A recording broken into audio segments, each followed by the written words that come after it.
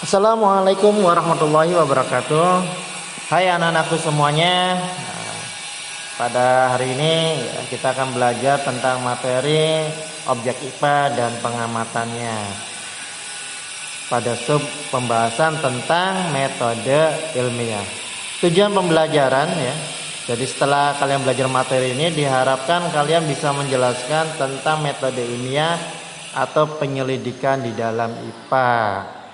Kalau kita lihat tentang ya tampilan pada peta konsep berikut, bahwa metode ilmiah itu terdiri dari 3 tahapan, yaitu pengamatan, inferensi, dan mengkomunikasikan.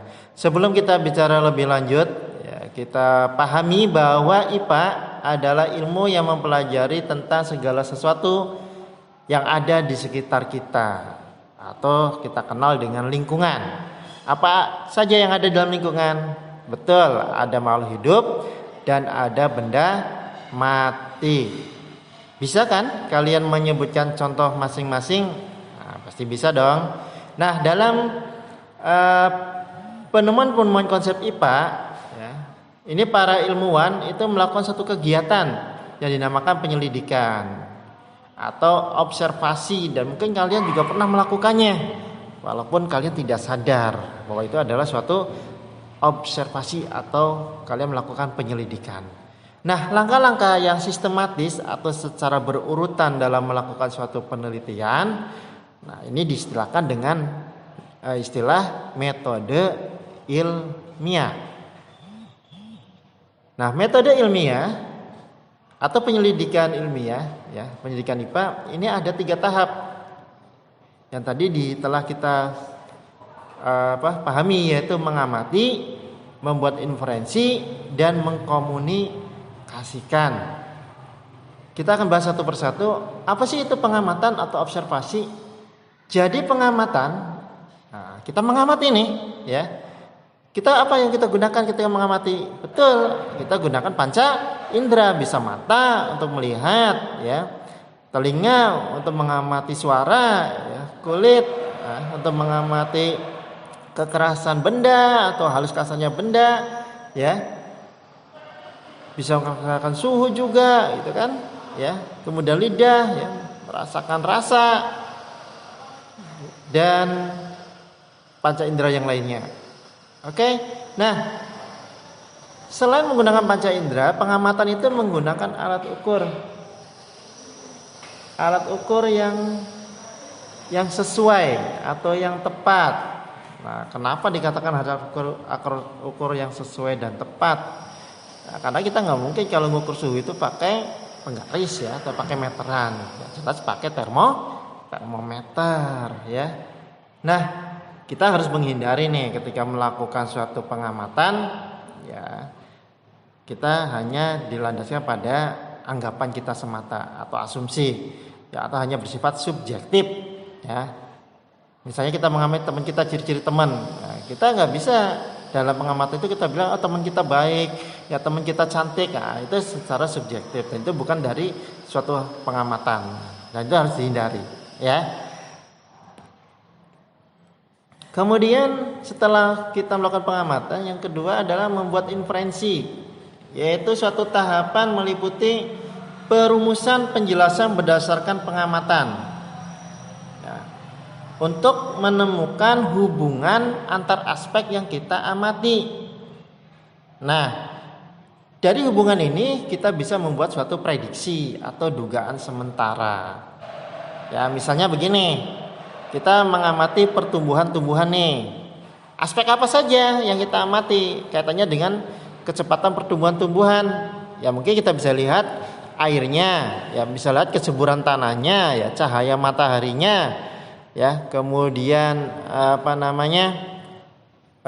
kelembabannya mungkin, ya, bisa seperti itu. Nah, faktor-faktor yang tadi seperti tanah, air, nah itu kita amati bagaimana pengaruhnya terhadap pertumbuhan.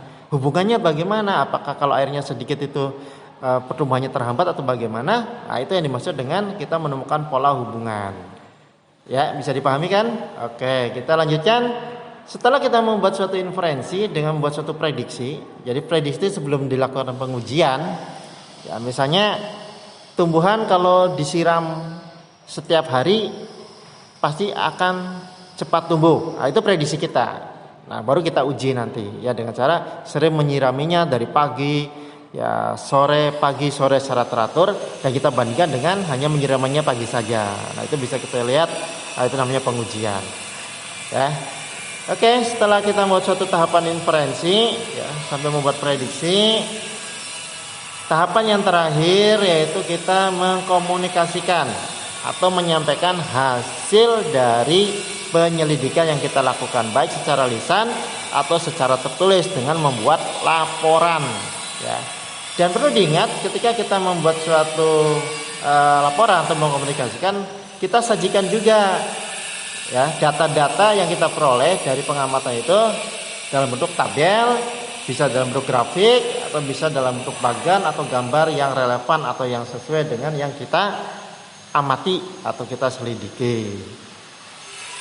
Nah, anak-anakku semua ya, kita perlu tahu bahwa yang kita amati kita sebut sebagai objek. Nah, objek IPA ya, jelas adalah benda-benda yang ada di sekitar kita ya, yang ada di alam ini, dengan segala hubungannya antara satu dengan yang lainnya yang kita pelajari untuk kita lihat ya pola-pola keteraturannya. Nah, benda-benda yang ada di alam ini ada yang berukuran sangat kecil sekali atau mikroskopis. Contohnya adalah virus, ya, bakteri. Sedangkan ada yang ukurannya sangat besar sekali, planet-planet, ya, matahari, ya, dalam sistem tata surya kita. Nah, itu secara makroskopis. Nah, IPA merupakan salah satu ilmu pengetahuan yang memiliki beberapa cabang keilmuan, antara lain fisika, kimia, ya, biologi, dan ilmu bumi dan antariksa yang masing-masing punya spesifikasi materi pada cabang-cabang IPA tersebut. Contohnya fisika. Fisika ini lebih ke secara fisik benda, ya. Katanya sifat materinya seperti energi, cahaya, ya, gerak, partikel, ya, gejala-gejala fisik lainnya. Kalau kimia terkait dengan segala sesuatu terkait dengan materi, ya, unsur, ya, senyawa pada benda tersebut. Kemudian bagaimana interaksi antar materi, ya, ketika terjadi reaksi, ya, dengan materi yang lainnya.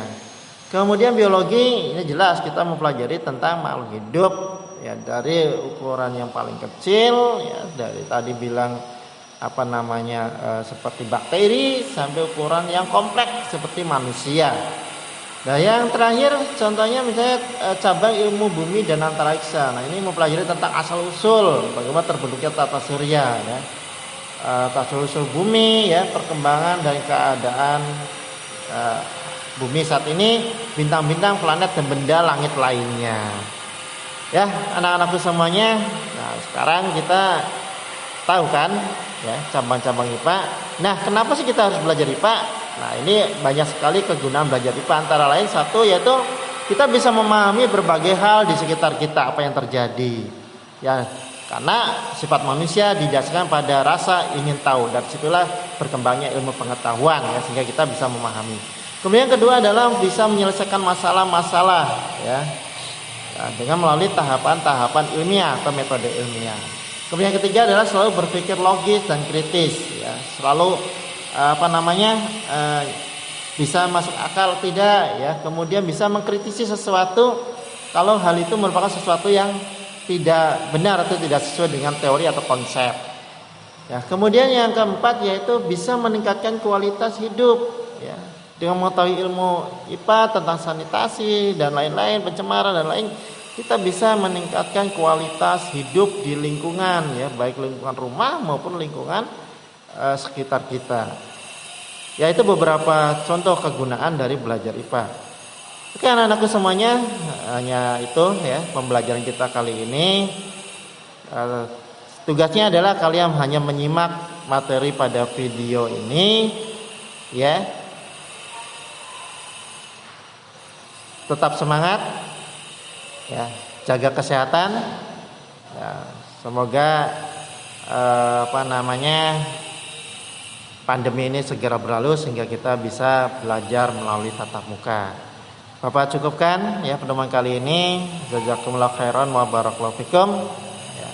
Assalamualaikum warahmatullahi wabarakatuh.